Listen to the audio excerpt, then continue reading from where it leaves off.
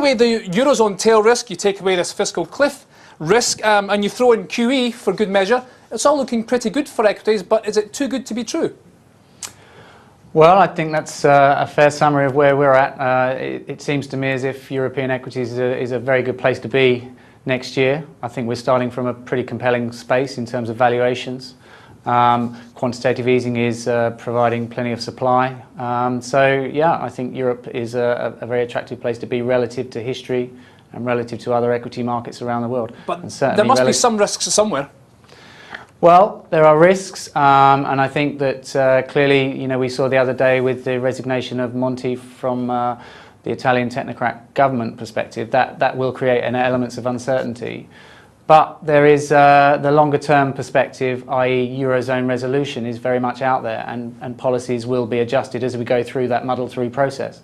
So where are you looking specifically in Europe in terms of both sectors and nationalities? Well, we've got quite a constructive view, as I say, on the overall market, and that leads us into some of the more cyclical areas of the market: industrials, consumer discretionary. We like luxury goods, we like the leisure sector, the media sector, and on the industrial side, capital goods and commercial services.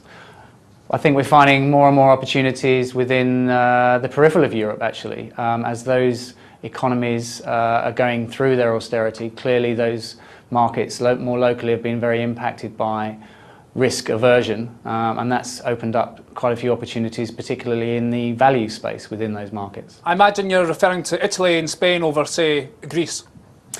Yeah, Greece is, I would say, reasonably high risk still, but I think that you have some very global international businesses operating from Spain and Italy, and those are the businesses that we're finding, companies that have quite low exposure to the domestic markets, but very high exposure to international growth. Okay, how would you explain then this apparent disconnect between the state of the European and Eurozone economy and the markets themselves, which seem to be doing pretty well? Well, I think that's justified. I mean, what we have, as I say, we have markets trading on the European market on a forward earnings basis is on about 11 times.